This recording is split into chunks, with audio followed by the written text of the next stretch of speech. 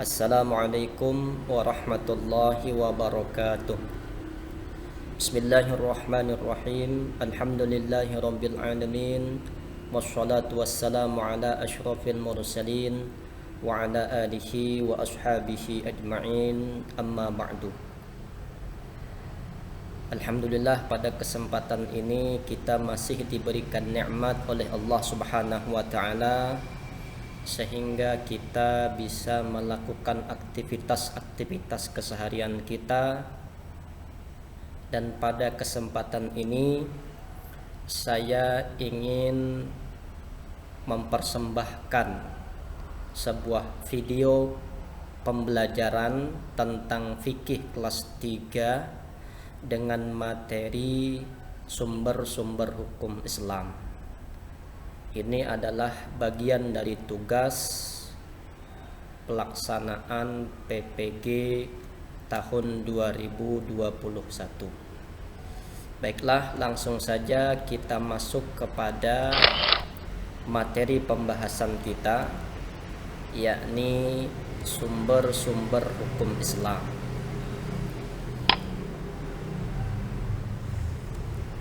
Sumber-sumber hukum Islam itu secara umum terbagi kepada dua. Yang pertama adalah sumber hukum yang muttafaq, kemudian sumber hukum yang mukhtalaf. Yang muttafaq itu apa? Yang muttafaq itu adalah sumber hukum yang telah disepakati oleh para ulama untuk dijadikan sebagai sumber hukum. Sementara sumber hukum yang mukhtalaf adalah sumber hukum yang ada perbedaan pendapat di kalangan ulama apakah bisa dijadikan sumber hukum atau tidak.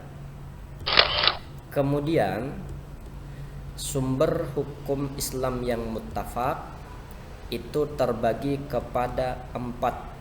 Yang pertama adalah Al-Quran, yang kedua As-Sunnah, yang ketiga Ijma', dan yang keempat adalah Qiyas.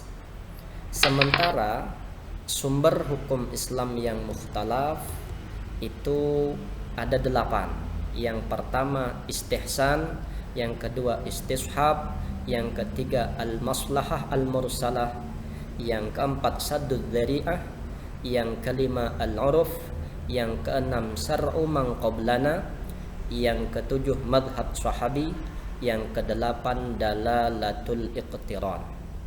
Dan pada pertemuan ini kita akan membahas tentang sumber-sumber hukum Islam yang muttafaq.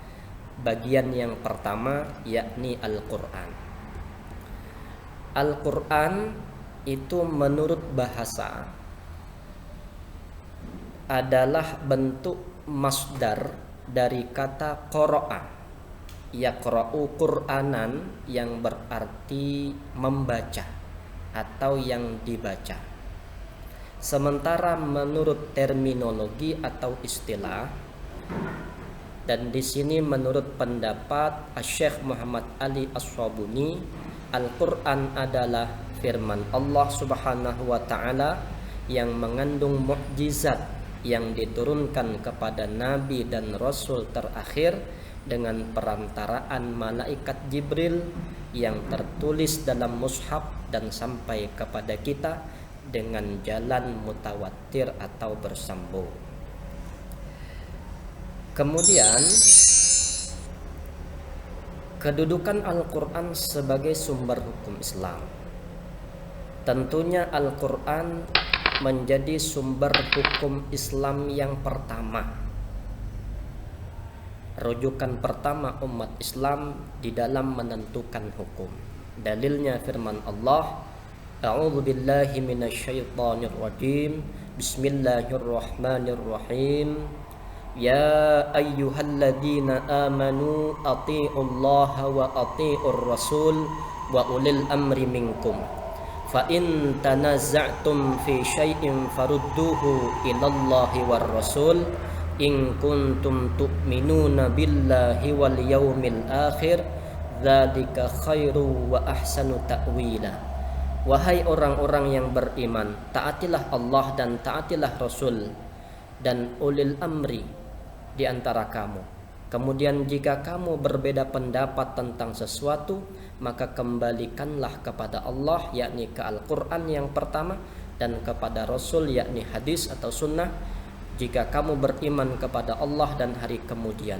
Yang demikian itu lebih utama bagimu dan lebih baik akibatnya. Kemudian prinsip-prinsip Al-Quran dalam menetapkan hukum itu dibagi menjadi 3. Yang pertama, adamul haraj. Al-Quran menetapkan hukum kepada kita tidak menyulitkan atau tidak memberatkan, mudah sekali. Yang kedua, taqlilut takalif, menyedikitkan beban, tidak menambah beban berat bagi kita. Kemudian yang ketiga, prinsip Al-Quran menetapkan hukum adalah at-tadrib fit tasyri', bertahap dalam pelaksanaannya.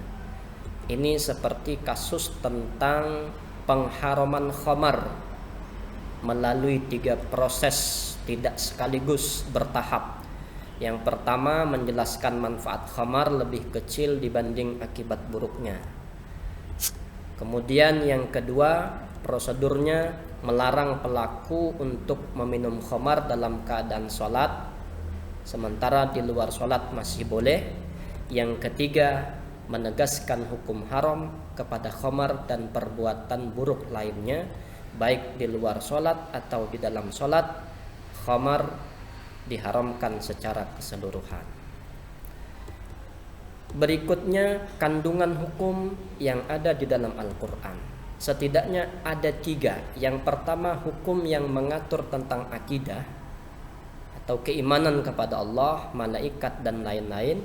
Yang kedua, mengatur tentang hukum-hukum yang berhubungan dengan sesama manusia, berhubungan dengan Allah atau disebut dengan ibadah.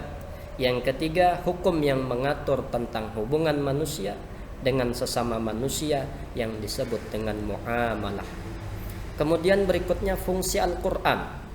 Al-Quran itu memiliki fungsi diantaranya sebagai pedoman dan petunjuk bagi hidup manusia. Jika ingin bahagia hidup di dunia, lebih-lebih di akhirat, maka berpedoman kepada Al-Quran. Yang kedua, sebagai pembenar dan penyempurna kitab-kitab yang diturunkan sebelumnya. Ada kitab Injil, ada kitab Zabur, ada kitab Taurat. Ketika Al-Quran turun, maka kitab-kitab yang sebelumnya disempurnakan dan hukum kitab yang sebelumnya tidak diberlakukan lagi. Yang ketiga, fungsi Al-Quran adalah sebagai mukjizat bagi Nabi kita, Nabi Muhammad Sallallahu Alaihi Wasallam. Bahkan itu adalah mukjizat terbesar Nabi adalah Al-Quran.